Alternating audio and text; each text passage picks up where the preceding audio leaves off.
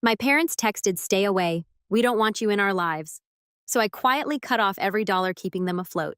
By 4 a.m., the family was panicking, the accounts were frozen, and they realized exactly what they'd lost. My name's Adrian. I'm 34. And for most of my life, I was the good son, the dependable one, the problem solver. I was the one who remembered birthdays, fixed broken pipes, covered surprise bills, and drove across state lines in the middle of the night because your brother's car broke down again. I didn't mind it. Not really. I figured that's just what families did. My parents raised me to believe that loyalty meant sacrifice. And I took that lesson to heart, even when it felt like I was the only one learning it. It wasn't always this way. We used to be close, or at least I used to think we were, but over time things changed in subtle, sour ways. It started with little jokes at my expense during family dinners. Adrian's married to his work. My dad would chuckle. Guess that's why we don't have grandkids yet. Or my mom sighing when I'd miss Sunday brunch even though I had a presentation due Monday morning. "Your brother makes time," she'd say, as if being a barista with 3 roommates and no rent responsibilities gave him the same obligations I had. I brushed it off for years, letting it slide with a tight smile and some self-deprecating remark. It's easier to laugh along than to confront the sting, but the weight of it started to show. I'd fly them out for vacations, book the nice hotels, pay the restaurant tabs, even cover my brother's overdraft fees just this once, which turned into every month like clockwork. And still, I felt like an outsider in my own family. My input wasn't taken seriously in group chats. My name was left off the Christmas dinner place cards, every single one hand-lettered by my mother. I didn't even get a stocking anymore. And yet I kept showing up. Birthdays, holidays, house repairs, financial crisis. I was always there until I wasn't. It started unraveling slowly. A few months ago, I received an email from the family accountant. Nothing out of the ordinary. Just the usual quarterly updates about the trust. It was something my grandfather had set up decades ago, long before any of us were born.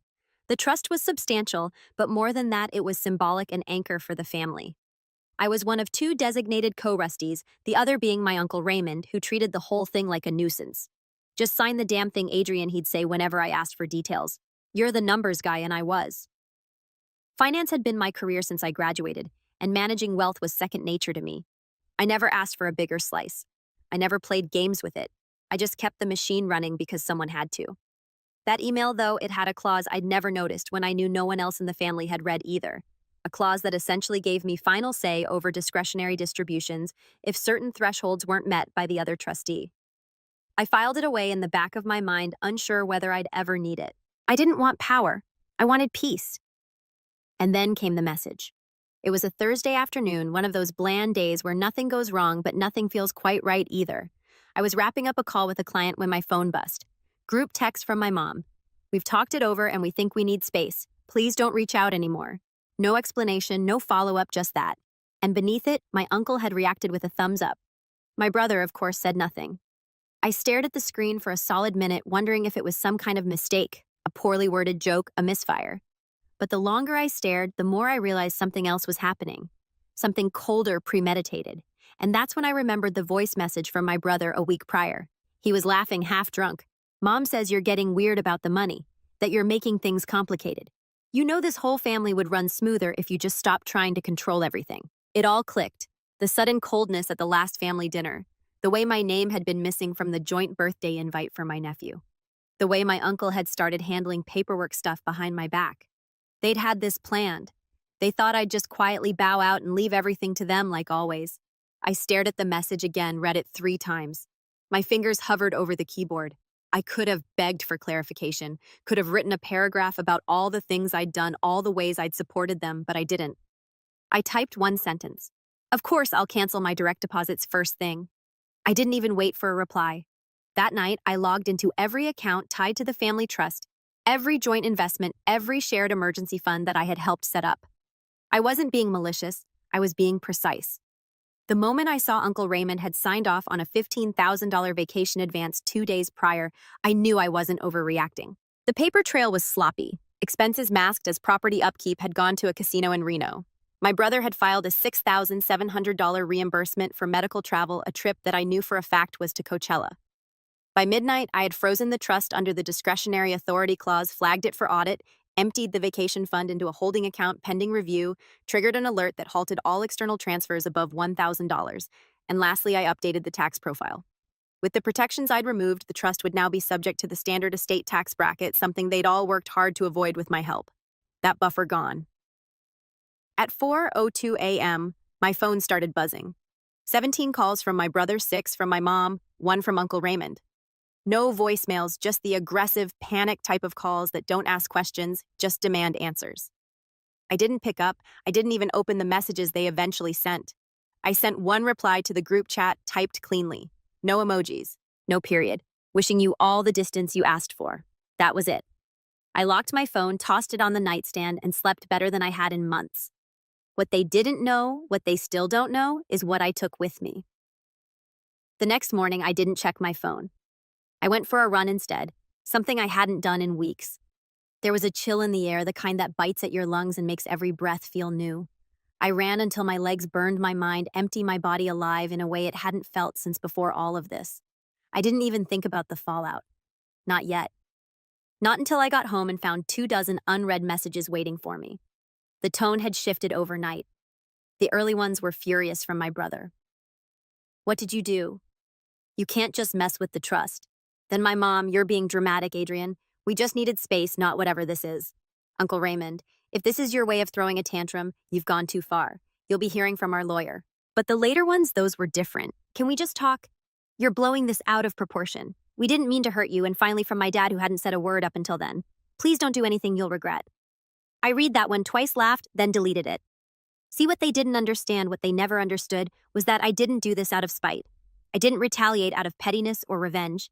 I made a decision, a clean break when they asked for, whether they realized it or not. But let me back up, because I promised I'd tell you what I took. It started 2 years ago, right after my grandfather passed away. He was a quiet man, stern but kind in his own way. Never one for fanfare, but sharp until the end. He'd pulled me aside after the funeral, eyes watery but focused, and handed me a letter. Not a legal document, not some formal will, just a handwritten note in his scrolled, no-nonsense penmanship. You're the only one I trust to protect the family from itself. That was all it said. No signature, no explanation. But that letter stayed with me, tucked in the back of my safe behind a stack of old bonds and property deeds. I hadn't thought much of it at the time. I figured he meant the trust or the taxes or the accounts I helped manage. But now, years later, I understood. He saw them clearly even when I didn't. What I took wasn't just money. It was leverage insurance protection. Over the years, while I was the one drafting the documents, filing the reports, and keeping everything afloat, I started noticing discrepancies. Little things, a missing signature here, a double charge there, accidental transfers. My uncle had gotten sloppy. And my brother, well, he never respected the value of a dollar that wasn't his. So I started documenting everything quietly, thoroughly. I had copies of every expense report, screen recorded every bank transfer they made under my name, kept a spreadsheet of every loan they never paid back. I even had emails where my mother thanked me for covering property taxes they told the rest of the family they had paid. But the real prize, the ownership documents for the lake house. That house had always been presented as our family's shared vacation home. That's what everyone said. What no one realized was that after Grandpa passed, I bought out the remaining mortgage with my own funds. Quietly, legally, I never changed the name on the mailbox, never mentioned the title transfer. I just handled the payments while everyone else used it for summer getaways and holiday photos. My brother even proposed to his fiancée there, and it's mine, fully paid off, legally filed. The deed rests in my office drawer, notarized and untouched. They thought the trust owned it. They were wrong. So when I froze the family's accounts, yes, the trust was paralyzed, the vacation fund gone, the estate protections reversed. But the lake house, that was never theirs to begin with. They'd built memories on borrowed time. And now, well, now it's locked empty, off limits. I changed the passcode to the front gate, scheduled security upgrades, and for good measure, I listed it as an exclusive rental on a high-end platform starting at $3,000 a night. Booked solid through the next 5 months. I didn't do it to make money. I did it because my grandfather trusted me to protect the family from itself. That night, my mom called. I didn't answer. She left a voicemail. Her voice was tight, tearful, but controlled. Adrian, we didn't mean what we said. It was just things have been tense. We miss you, your brother. He's struggling. You know that. And your uncle, he's under a lot of pressure. We shouldn't have pushed you out. Please call us. Let's fix this. I listened once, then deleted it. Because here's the truth they still haven't faced. This wasn't about one message or one account. This was years of being the backup plan, the safety net, the reliable disappointment they knew would always catch the fall. Pay the debt, show up uninvited but needed. They cut the cord. I just made sure they couldn't grab it again when they started to fall. And now they're starting to fall. What happens next? Well, let's just say they haven't even noticed the other thing I took with me. But they will. They always do. It was 2 days later when the group chat exploded again, this time with panic. It started with a message from my cousin Laya, one of the few family members I actually liked. She rarely got involved in the drama, usually keeping her distance and showing up to family gatherings out of obligation more than enthusiasm, but even she was shaken. Leia, hey, I don't know what's going on, but Aunt Lisa is flipping out. Something about the foundation paperwork. She said you locked her out of the documents folder. I hadn't expected that to come to light so soon. See? The foundation wasn't a charity in the traditional sense. It was a tax shelter. Legal, but very gray. Something my uncle set up a decade ago to manage family giving. And it just so happened that I helped set up the infrastructure and cloud storage for it, back when they didn't know the difference between a password and a PDF. The documents folder. Yeah, I had full admin access. Always did. I never thought I'd need to use it. But after their message, I revoked every user permission and put the whole thing behind encryption. Legally, I didn't have the right to take anything, but they didn't have the right to use my name and ID on the initial filings either. I made sure of that. I had screenshots, metadata, IP logs, everything. So when my aunt realized she couldn't access their financial records, the foundation account statements, or the expense tracking spreadsheets they needed to file their quarterly report, she must have absolutely lost it. I pictured her pacing her kitchen in those awful leopard print slippers, screeching into her fourth glass of wine, flinging her phone at my uncle and yelling, "What did Adrian do now?" And just like that, the cracks turned into a collapse. I got an email that night from a law firm I hadn't heard of before. Some shiny boutique practice in Chicago trying to sound scarier than they were. The subject line, Urgent Family Trust Access Inquiry. I didn't even open it. I forwarded it to my own lawyer with a quick message. This is probably the first of many. Loop me in if anything serious comes through. The next day, my brother showed up at my condo. I wasn't home, of course. I had anticipated something like this. The building has a concierge and security cameras. He wasn't exactly subtle about his arrival either. The desk called me with a note of concern. Apparently, he slammed his hand on the front counter and demanded to be let up, shouting about family emergencies and stolen property. I watched the footage later. There he was in a crumpled hoodie, looking more like a college dropout than a 32-year-old father of two, red-faced, fidgeting, pacing the lobby like a restless teenager waiting for someone to cave. He waited 30 minutes, then left. No call, no message, just an Instagram story. He probably thought I wouldn't see a photo of our grandfather's urn. Yes, the actual urn on the mantle at our parents' house. The caption read, "Some people forgot where they came from," and that's when I realized something had shifted. This wasn't just them scrambling anymore. This was them trying to guilt me back in, to shame me into retreat. And I'll admit that photo hit me in the gut. My grandfather had meant everything to me. He was the only person in that house who ever listened, who taught me how to do the hard thing even when it cost you.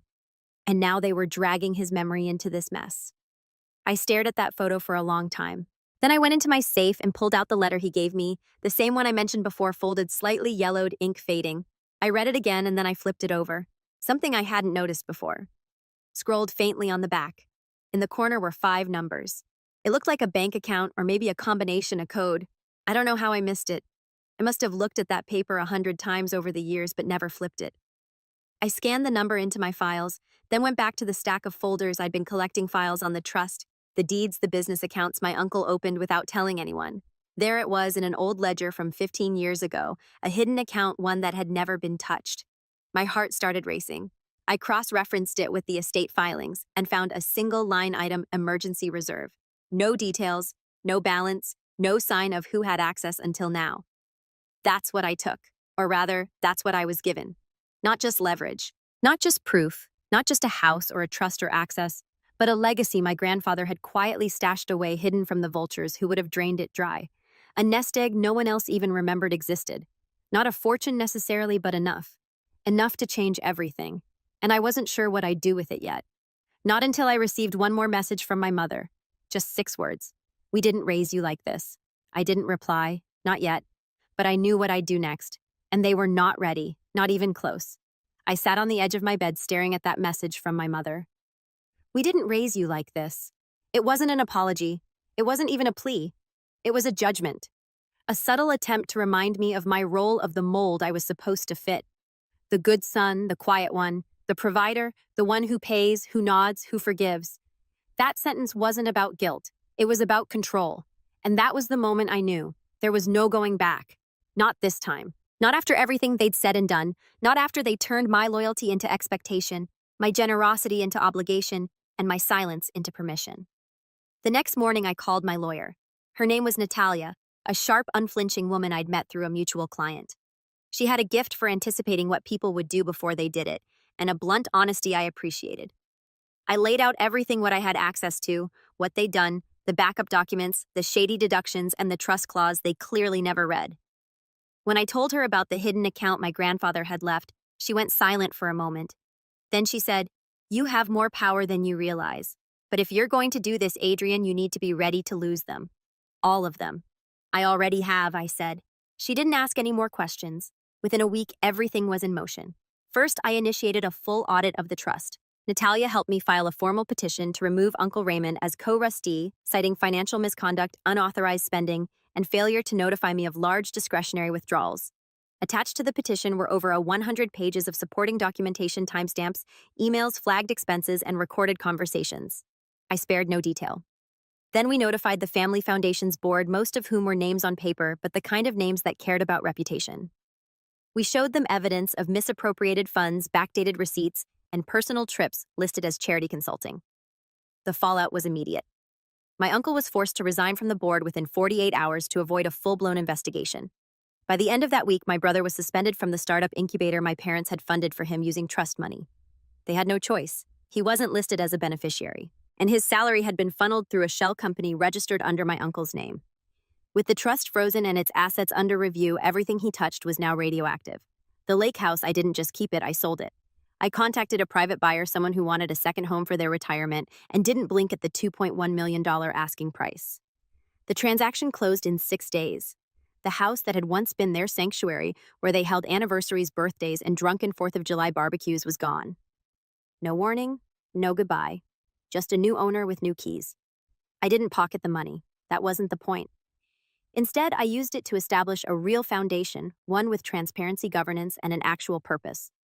I named it the Hayes Initiative, after my grandfather, not the family name. It focused on financial literacy programs for underprivileged youth, something he always talked about but never got to pursue. I put Natalia on the board. Recruited friends from the financial sector, people with integrity. It was everything the old foundation pretended to be. And then I sent out the letter. It wasn't an email. I had it printed, signed, and mailed to every immediate family member. My parents, my brother, Uncle Raymond, Aunt Lisa, even Leia. The envelope was thick, formal, and impossible to ignore.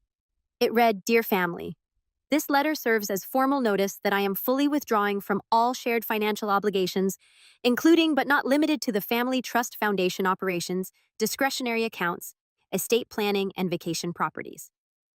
As of today, I am no longer responsible for any administrative, fiduciary, or advisory role. All ongoing matters have been handed over to legal counsel, and appropriate authorities have been notified of irregularities where applicable. I have taken steps to protect my name, assets, and professional standing. This is not revenge. It's a boundary. You asked for distance. Now you have it, Adrian." There was silence. No calls, no texts. Not at first, until my father showed up. I heard the knock before I saw him. Slow, deliberate, not like the frantic banging from my brother days earlier. I opened the door, and there he stood, dressed in a blazer like he was coming from church or court. Face pale, eyes sunken. The look of a man who knew he'd lost something he couldn't buy back. "Adrian," he said. His voice cracked like it hadn't in years. I didn't move, didn't invite him in. He reached into his jacket and pulled out a photo. An old one. Me and Grandpa sitting on the dock behind the lake house, legs dangling over the water. I was maybe 10, holding a fishing rod, grinning with a gap in my teeth. Grandpa was looking at me, not the camera. "I found this in his old drawer," my dad said, his hand trembling slightly. "I thought you should have it." I took the photo, looked at it. "Why now?" I asked. He looked down, unable to meet my eyes. "Because you were right," he whispered, about all of it. "We used you, took from you, never even said thank you. And then when you finally set a boundary, we acted like you betrayed us. But you didn't. We betrayed you." I let the silence settle between us. "You're not here for the trust?" I asked, calm but sharp. "No," he said quickly. I don't want to lose my son." It was the first honest thing he'd said in years. But it wasn't enough. "I'm not angry anymore," I said. "But I'm not coming back either." His face twisted, not in anger, but in that quiet grief that comes when a door finally closes. "I understand," he said. And he did. He turned to leave. Just before he reached the elevator, I called out, "Dad?" He looked back. "Grandpa left me something. A letter. He told me to protect the family from itself." He nodded. "And you did." Then he left. And that was the end. No big confrontation, no dramatic showdown, just quiet accountability. In the weeks that followed, the audit concluded. The trust was dissolved. My uncle was fined quietly but heavily. My brother moved to a smaller apartment and stopped tagging me in his Instagram rants. My mother never called again, and I stopped waiting for her to. Instead, I focused on my new foundation. I gave talks, mentored students, taught kids how to spot the traps in contracts, how to read financial statements, how to hold power responsibly. Sometimes I think about the lake house, about the dock, about the boy with the missing tooth, and the man who saw the truth long before I did. But I never regret walking away, because sometimes the only way to save yourself is to let the family fall apart. And when they did, I didn't just survive, I finally lived.